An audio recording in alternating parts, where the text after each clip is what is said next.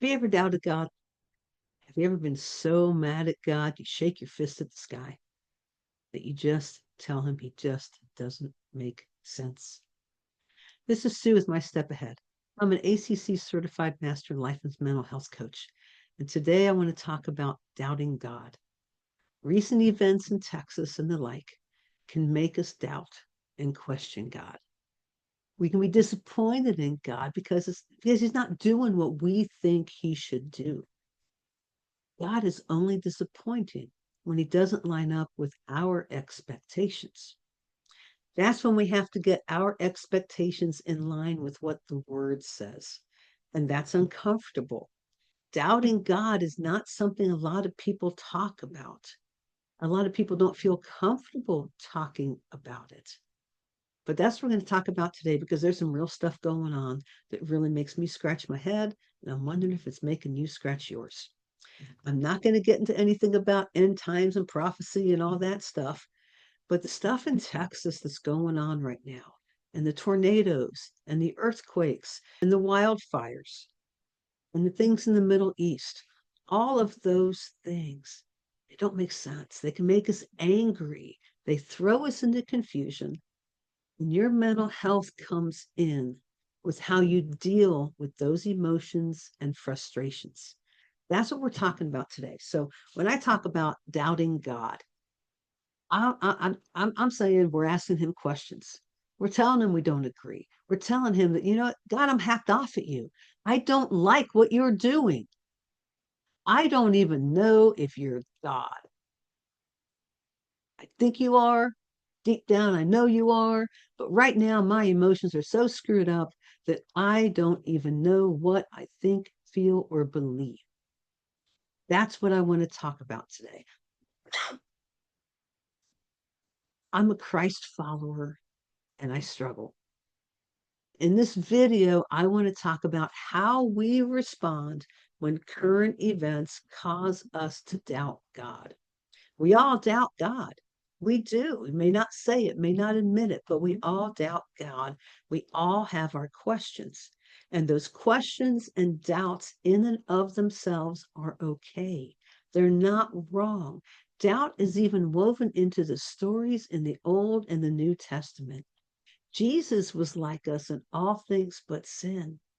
And Jesus even told God, I really don't want to do this. When he was in the Garden of Gethsemane, Jesus even prayed, I don't want to do this.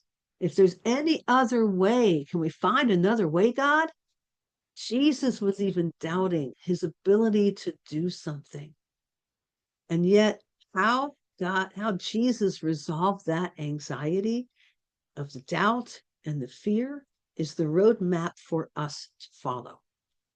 So, how do you handle it when you're confused? What do you do when you have pain and there's no explanation and no full way of expressing it to others? How do you handle everyday situations? Or I should say, how you handle everyday situations affects things long term.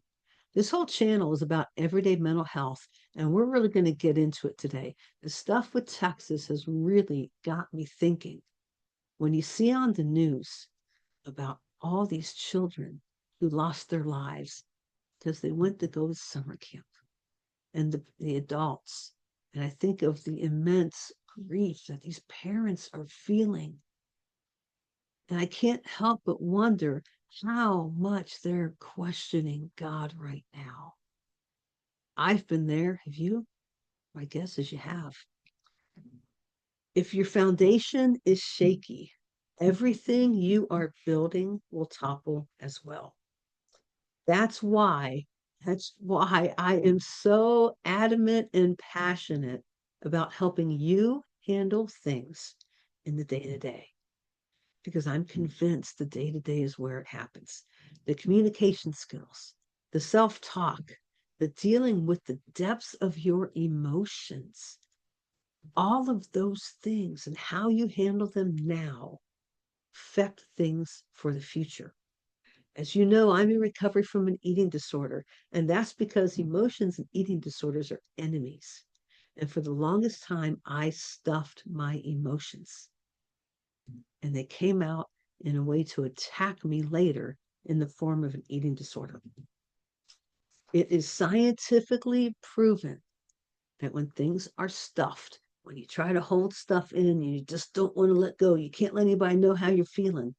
When things are held in, things that you try to control by not expressing them will come back to bite you later.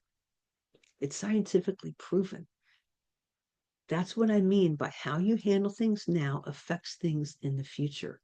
And that is why I am here now. Events like those Texas floods that have claimed so many lives, events in the Middle East, the hurricanes, the earthquakes, the tornadoes, and all those other natural disasters, they really leave me scratching my head sometimes. But I'm not God. And I don't know what's going on. But I'm here to try to help figure out, what do we do with all these torrent of emotions? Well, I'm not God, and you can be glad about that. What I do know is that the level of heartache is beyond expression. And how you handle it, how you handle the questions that you have, and the questions that others ask of you, or questions you hear others asking, makes all the difference. How you handle it makes all the difference. And when we don't know what to do, our faith is what we have to hang on to. Our faith has to be the one anchor, because without it, we're going to get tossed around and we're going to go under.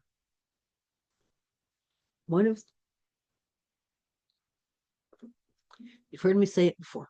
It's in the word. The enemy's mission is to steal, kill, and destroy. He cannot create. He can only duplicate. And he will find a chink in your armor. And when he finds it, he will exploit it. So, for example, if a chink in your armor is worry, and you hear weather coming on, even though logically you may know you're safe, you have everything you need, you've prepared or whatever, or it's only going to be a thunderstorm.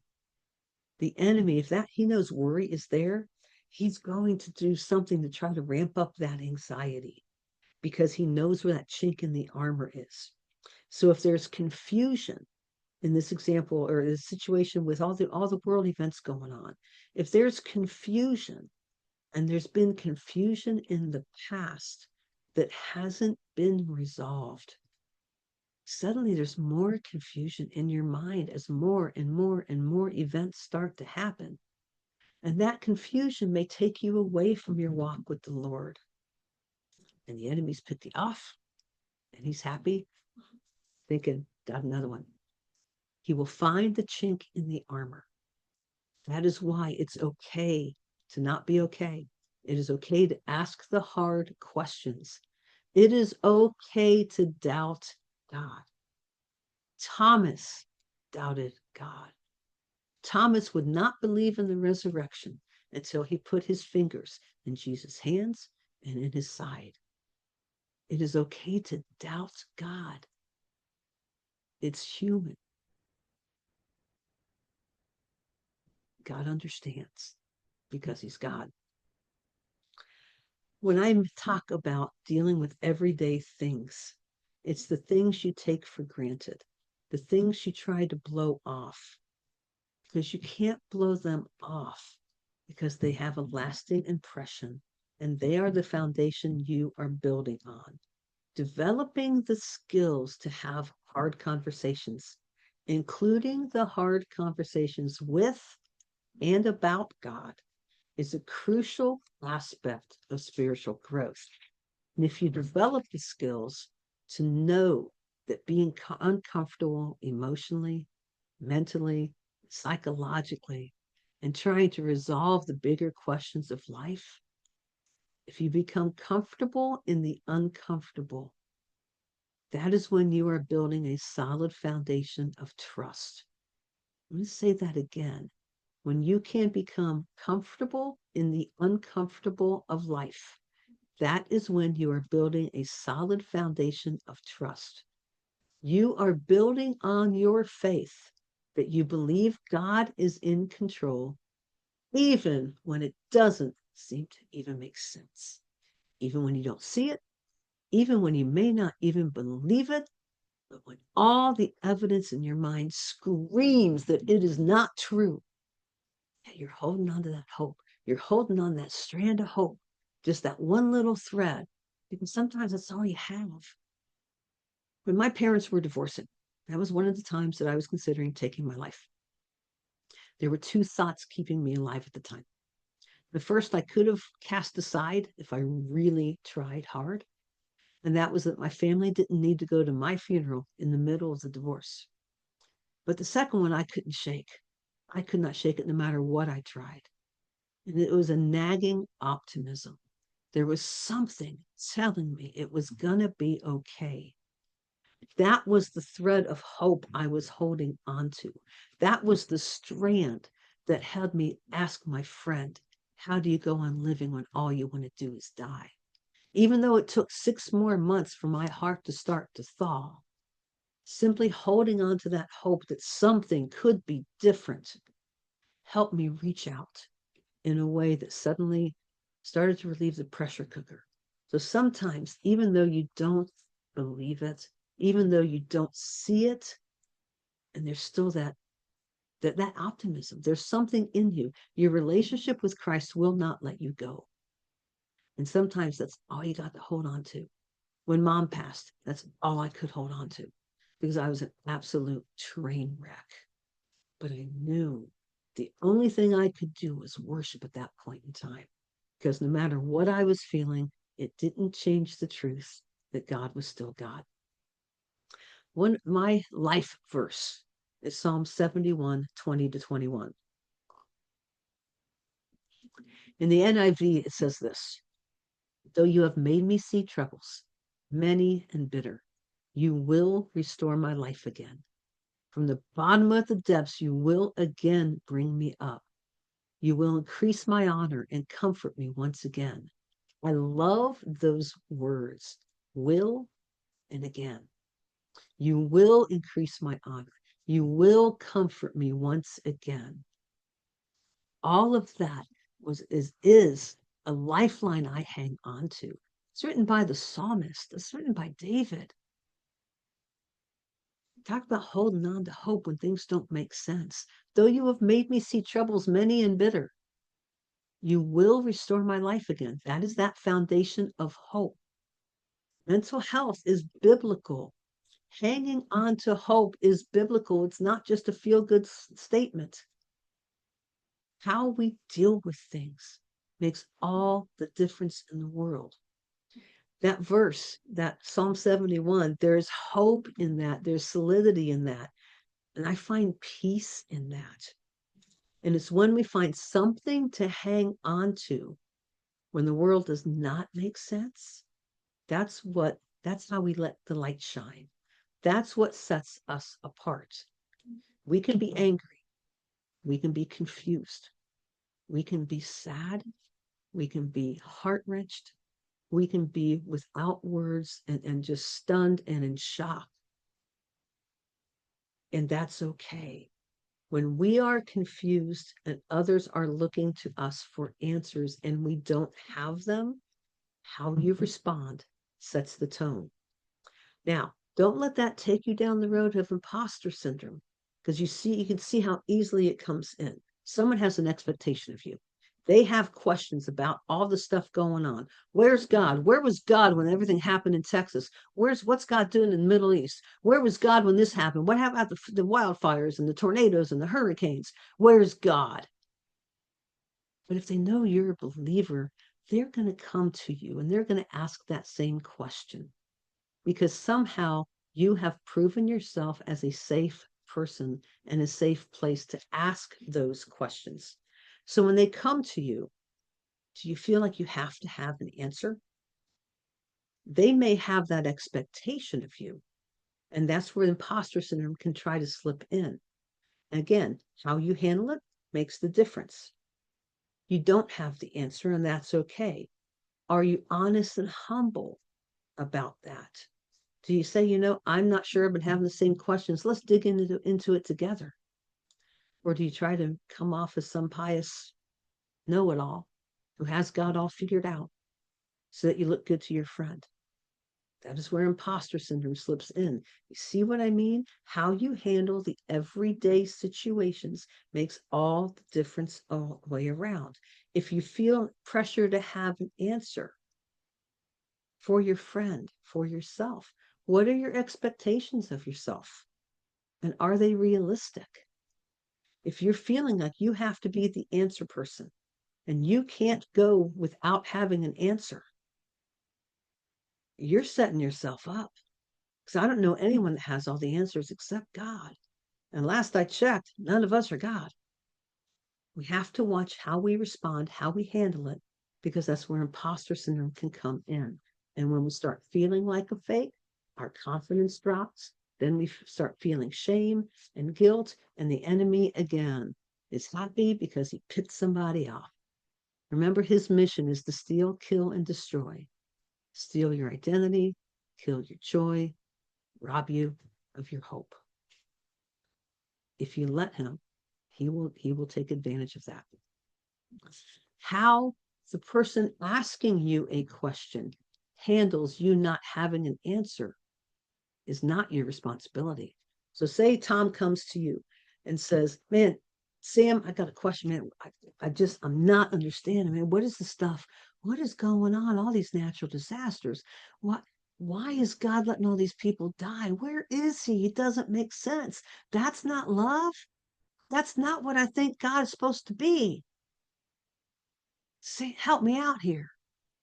How they handle you not having an answer is not your responsibility. Your responsibility is to protect your understanding of your capabilities. Stay in your lane is a way people phrase it. Your position. You don't have to have all the answers because you aren't God. But if you take on the responsibility that they made, the expectation that they put on you unknowingly to have all the answers, you could fall into imposter syndrome. And that leads to a lot of negative self-talk. And suddenly you're sitting on the sidelines. The enemy is happy. I use those illustrations to show you what I mean, that how you respond to things now affects everything in the future. You are building a foundation of trust. The Christian life is a journey of trust. That is why I am so very passionate about dealing with things at the base level. Christian mental health is a journey of trust. The Christian life, as I just said, is a journey of trust. And we have to deal with it at core levels. That deals with expectations, expectations that others have of you and you have of yourself.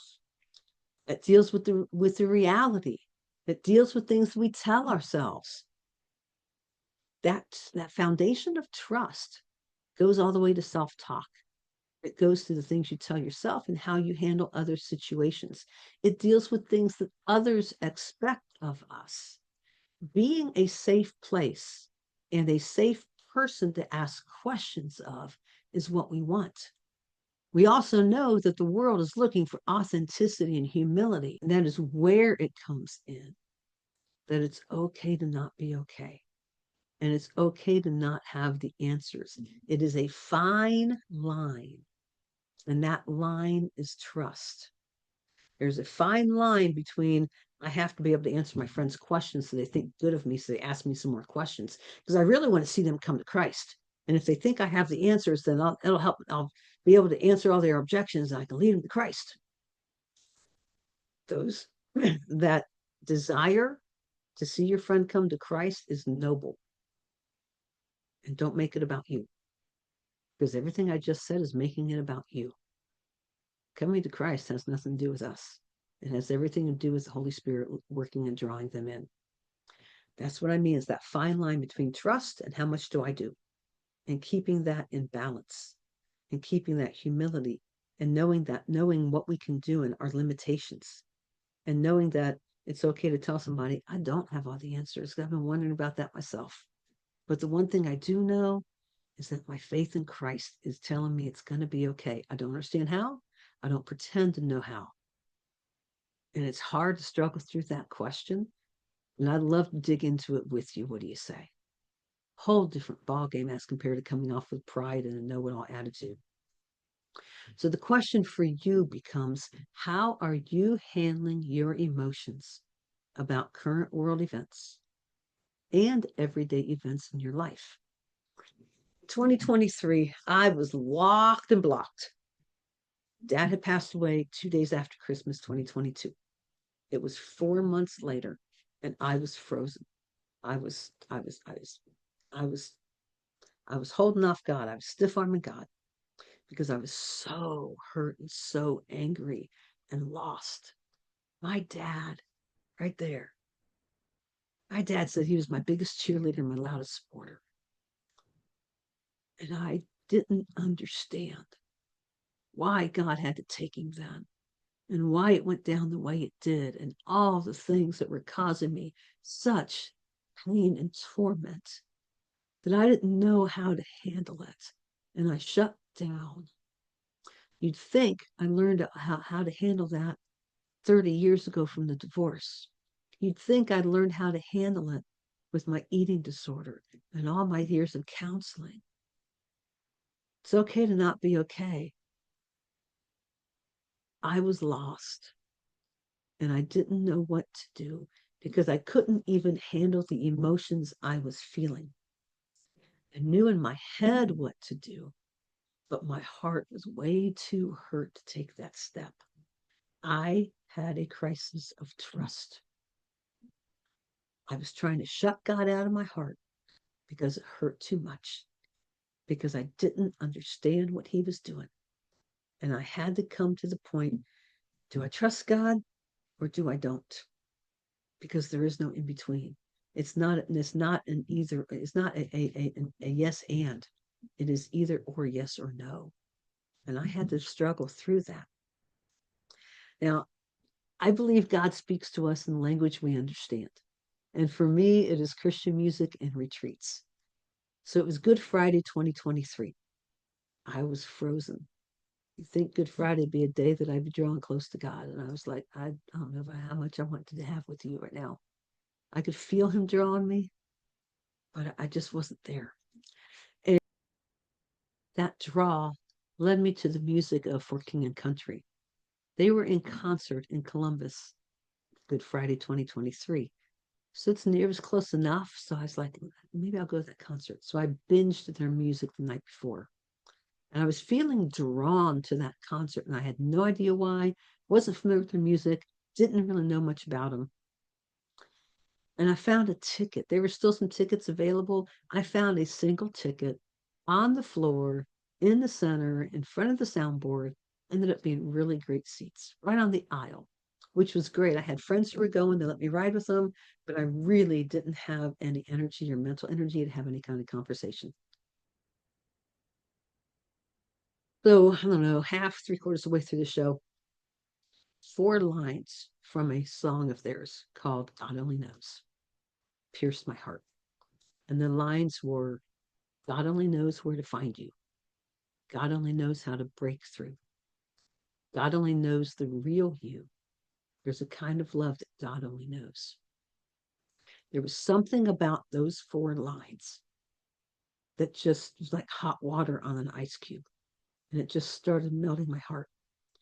And it gave me some hope that God saw me and that he was still reaching out to me even when I had almost turned my back on him for 4 months. I was going through some motions. I was trying to make it look good. Man, I was struggling. I was struggling hard. The next weekend was the walking stick retreat that I attend regularly. And people knew I was hurting. People knew I was struggling.